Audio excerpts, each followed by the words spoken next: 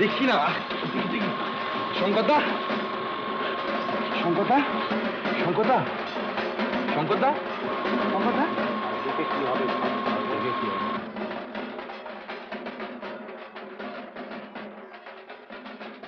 অত বড় জোয়ান লোকটা চোখের সামনে শেষ হয়ে গেল। থ্রম্বোসিস। ছেলেবেলায় বাপ মার মৃত্যু দেখেছি, তারপর আত্মীয় অনাত্মীয় মিলিয়ে অনেক মরা কাঁধে করেছে। মৃত্যুর সম্বন্ধে কেমন জানি একটা একটা ক্যালাস ভাব এসে গেছিল।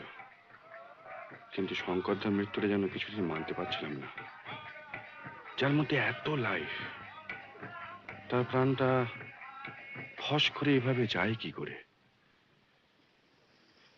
কিন্তু আশ্চর্য কি জানেন, শ্মশানে মরা যখন পুড়ছে তখন ফিল করলাম যে মনের ভেতর একটা একটা চেঞ্জ আসছে।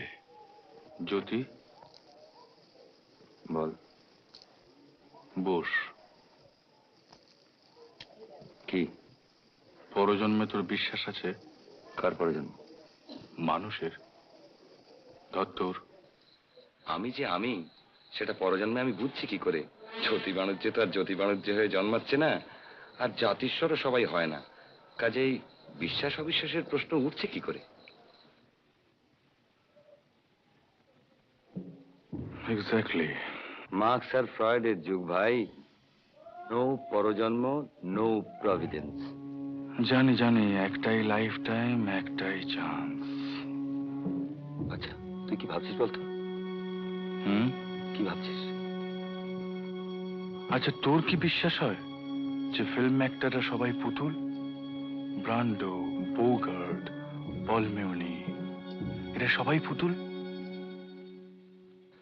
মানুষ হয়ে তো মাসে 333 টাকা মাইনে পাচ্ছ, বছরে 10 টাকা ইনক্রিমেন্ট।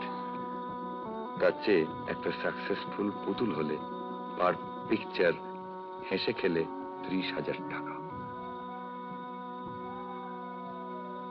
ওরা দুটো ছেলে টেস্ট নিয়েছে, উতরোয়নি।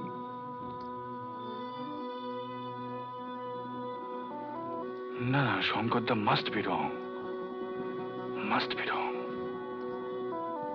তুই রাজি হলে আমার ইজ্জতটা বাঁচে।